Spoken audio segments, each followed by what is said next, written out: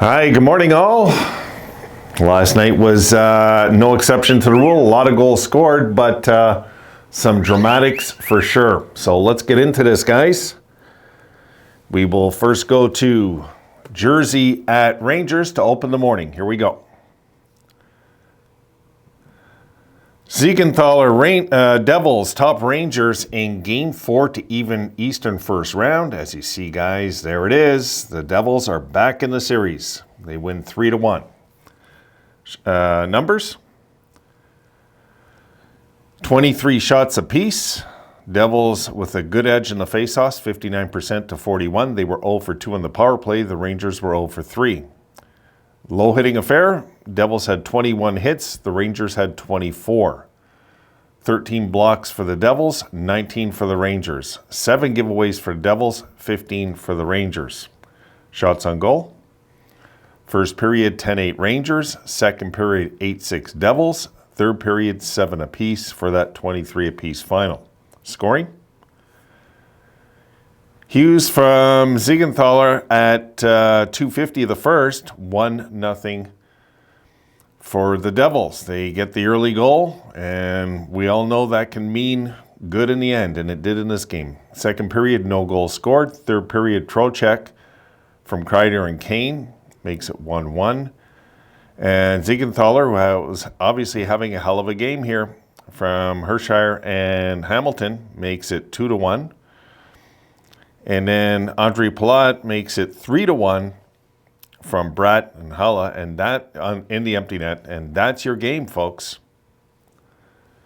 The Devils just get business done. You know, I'm not surprised. I'm really not that the Devils are back in this series. I knew if they could just cop a break in Game 3, this was possible. And now, going back home, somebody's due to win at home, folks. All 4 teams have won all the road games so far in these games. All 4 teams each night.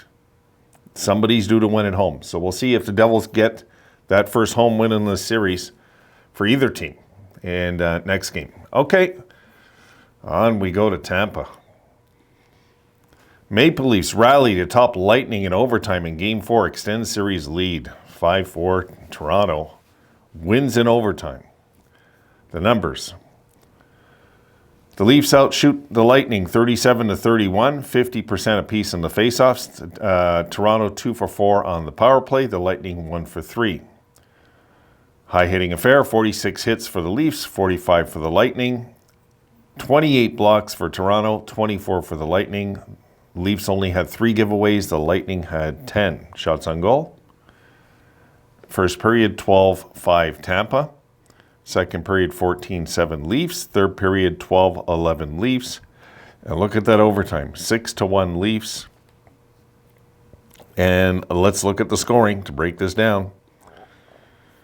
Okay, Killorn opens it up from Kucherov and Hedman at 9:57 on the power play. Then Sergachev, late in the first, makes it 2-0 Tampa Bay from Kucherov and Point. So they go into that first intermission feeling pretty good. Second period, Achari from Hull and O'Reilly makes it 2-1. They pull within a goal. And then Stamkos gets that back about 7 minutes later from Hedman and Perbix to make it 3-1. And again, if you're Tampa, you're feeling pretty good right about there. Killorn, you would think with the dagger late in the second, from Hagel and Sergachev, makes it 4-1. We move on to the third. Austin Matthews. And I thought, of course, we know it started there, but I thought his body language was what was important there. Makes it 4-2, and he does just a little pump fist. He looked really calm after he scored. He didn't look like, just looked very calm. They knew they had time. From Marner and Nylander. Matthews again on a nice tip from Nylander and Giordano makes it 4-3 on the power play. And Morgan Rielly with another dramatic goal. And now in this game from Marner and O'Reilly, tie it up with under 4 minutes left. We go to overtime. Kerfoot from Giordano and Nylander on the power play at 4:14. Now I'm gonna say something. I'm gonna take a second here to talk about this one, guys. If you're a Toronto fan, you've earned the right to enjoy today. I gotta say it, man. These Toronto fans, as much as us Sabres fans don't like them, they deserve their day in the sun because, my goodness, they've had some chokes, guys, for a decade. And I was taken back by this one. I did not think Toronto was coming back in this game. And I never write off teams in any scenario, but the fact it was the Leafs in Tampa, this is the first time in Tampa Bay history they've done this in a third in a playoff game. They've never done this. It's the first time. So, and it's shades of Toronto choking up to Boston, right? The 4-1 lead, late, half a period left, and Toronto get it done in overtime, and they're on the right end of the stick this time around. The only bad news for Leafs fans, it wasn't an elimination game, because now Tampa's still alive. They're going to come into Toronto, and we're going to see, I'm sure, Tampa Bay show up. But my goodness, Vasilevsky has to show up. He's not making much of a difference out there. If I was Cooper, I'd probably think of not starting him. I would think about it at least. Okay. Let's go now, guys, to the Jets and Knights game. Here we go. Golden Knights hang on in Game 4, push Jets to brink in West first round as we see Vegas 4-2 final. The numbers? 30 shots for the Knights, 26 for the Jets. The Jets had a good edge in the faceoffs. The Knights had 43%. They had 57%. Vegas 0 for 2 in the power play. The Jets 2 for 2. Hits in the game. The Golden Knights only 23 hits, and the Jets had 39. Blocks. The Knights had 23. The Jets had 14. Giveaways 9 apiece. Shots on goal. 10-8 Vegas in the first. 11-8 Vegas in the second. 10-9 Jets in the third. 30-26 final for the game. Scoring. Whoa, there we go. Sorry, guys. I clicked the wrong clip. All right, here we are. Wheeler opens it up from Pionk and Niederreiter at 5:53 on the power play. God, we're seeing a lot of that early in games, folks. We are seeing a lot of times that the power play is the icebreaker in games. It's early in games. It's weird. They make it 1-0. Then Howden scores from Stevenson at 9:53, makes it 1-1. End of 1. Second period, Carlson from Marchessault and Theodore makes it 2-1 at 13:32. Then Barbashev from Theodore and Stevenson at 14:19, less than a minute later, makes it 3-1. And right there, I am literally cursing the Jets. I am. Third period, Dubois, who I think's played really well this series, of all their forwards, he might be the most impressive. From Wheeler and Pionk at 2:57 on the power play, makes it 3-2. The Jets are in the game. But the empty netter, Howden from Stone at 19:43, 4-2 Vegas final. Now, here's another thing I want to throw out there, because I just find that right now, as this series unfolded, like Winnipeg had all the momentum in Game 1. The second half of Game 2 is where they lost the momentum. They haven't been able to really seem to get it back. I know they had that big comeback last game, but then they looked like they turtled up in the overtimes. The aggressive play has not been happening. And the truth is, guys, Hellebuck has looked very human in this series. He's another one who's kind of disappointing in the playoffs so far, I find. So we'll see if the Jets can stay alive next game. But right now, they're almost handing it to Vegas, it feels like. Okay, let's go to the nightcap.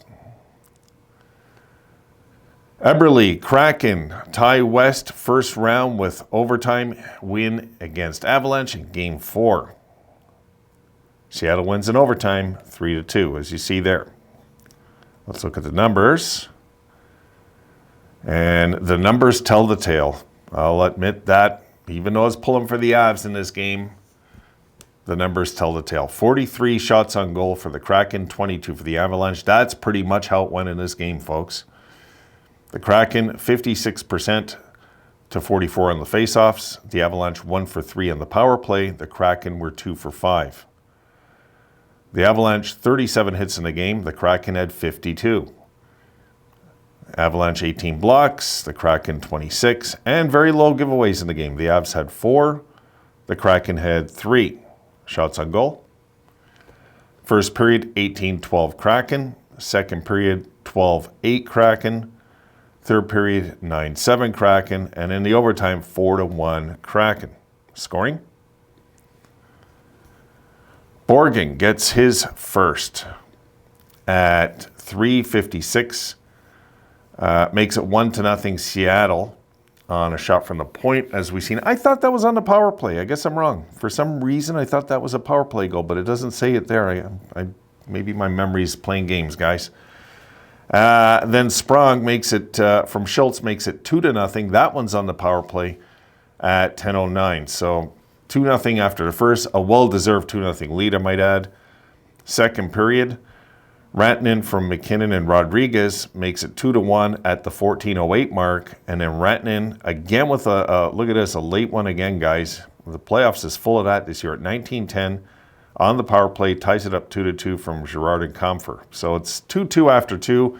And the truth is, the Avs really just didn't deserve it. They really did not deserve it to be 2-2. But anyway, third period, no goals.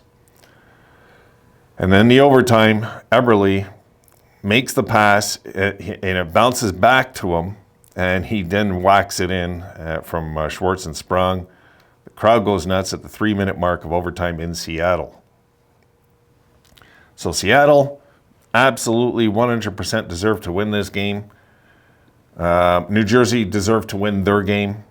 I thought that, yeah, absolutely. They came out, took the lead, maintained the lead. The Rangers didn't lead once all night, kept their big guns off the board, really. Like the Toronto, we all know the Rangers have a lot of firepower, and they just couldn't get that going. And Toronto, the story of the night for sure. Absolutely the story of the night for sure with that comeback.